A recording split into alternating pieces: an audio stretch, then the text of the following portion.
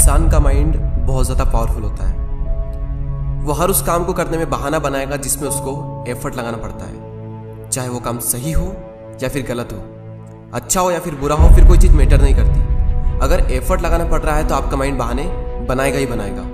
पढ़ने में एफर्ट लगाना पड़ता है, इसलिए माइंड हमारे सामने बहाने की पूरी लिस्ट रख देता है कि सुबह जल्दी उठकर इसलिए नहीं पढ़ सकता क्योंकि रात को लेट सोए थे। तो क्यों सोए थे? किसने कहा था रात को लेट सोने के लिए?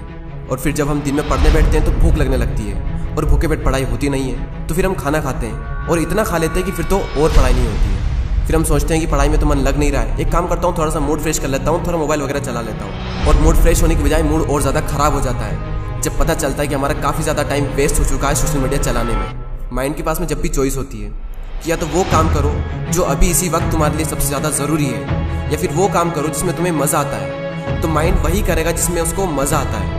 और जिस काम में तुमको जितना ज़्यादा मज़ा आता है वहाँ पर तुम्हारा कॉन्सेंट्रेशन का लेवल इतना ज़्यादा होता है जिसकी कोई लिमिट नहीं। कई सारे लोग कहते हैं कि मेरी कॉन्सेंट्रेशन पावर बहुत वीक है, मेरा दिमाग कमज़ोर है। कोई कमज़ोर नहीं है। ये देखो कि तुम्हें सबसे ज़्यादा मज़ा किस काम को करने में आता है, वहाँ पर तुम्हारा फोकस उतना ही ज़्यादा होता है और इतना होता है जिसकी कोई लिमिट नहीं। तो यहाँ पर सीधी सी बात ये निकल करके आती है कि अगर आप अपने माइंड के हिसाब से चले तो आपका माइंड आपको बर्बाद करके रख देगा, क्योंकि माइंड तो वही चूज़ करेगा ना जिसमें उसको मज़ा आता है, और मज़ा हमेशा गलत चीज़ों में आता है।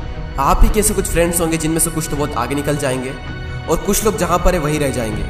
लेकिन आज तो आप सब सेम लेवल पर हो, तो क्या वजह है जिसकी वजह से कुछ तो बहुत आगे निकल जाएंगे और कुछ लोग जहाँ पर है वहीं रह जाएंगे? क्या वजह है जिसकी वजह से कुछ लोग अपनी लाइफ में कुछ कर जाते हैं और कुछ लोग अपनी लाइफ में कुछ नहीं कर पाते हैं? देखो, हर इंसान के पास में हर दिन चॉइस होती है।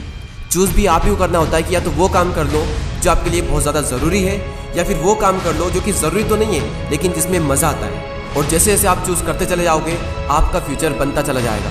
आपको पता भी नहीं चलेगा, आपकी लाइफ बर्बाद भी हो सकती है और आपकी लाइफ आबाद भी हो सकती है। वो डिपेंड करेगा आपकी चॉइस पर कि आप क्या चूज़ करते हो। एक बात हमेशा याद रखना कि अगर आप लाइफ में कुछ करना चाहते हो तो आपको रास्ता मिल ही जाएगा, लेकिन अगर आप कुछ नहीं करना चाहते हो तो आपको बहाना मिल ही जाएगा। और अगर बहाने बनाने लग गए तो जहाँ पर वहीं रह जाओगे, कुछ नहीं कर पाओगे अपनी लाइफ में।